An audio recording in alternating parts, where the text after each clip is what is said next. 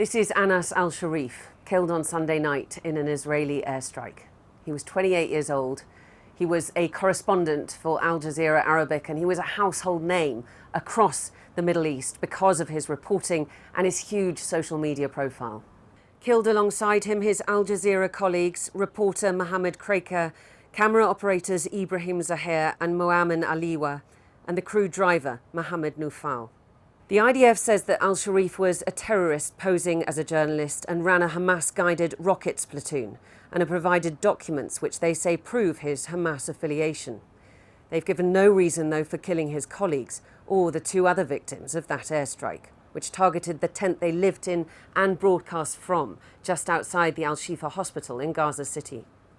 We've yet to see any credible evidence from the Israeli military that Anas was a Hamas operative. They've been making this claim for many, many months, most recently in the last couple of weeks, following a report that Anas did on starvation in Gaza, in which he cried on air.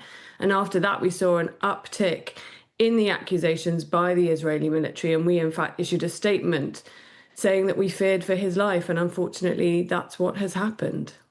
This was a targeted attack on one of the most prominent voices in Gaza. Al-Sharif had a huge following since the early days of the war, when he'd stayed in the north and Gaza City when many, many others had chosen to leave. He was a voice, really, for Gaza City. And now that voice has been silenced just as Israel prepares to take the city over. His funeral is a chilling moment for journalists in Gaza and the stories they're telling. People here feel that their voices aren't heard. They don't know that the world is listening, or if it is. And if it is, they're not seeing the consequences. They knew that al-Sharif and Kreika and their team were telling the world what was happening, and now they are dead.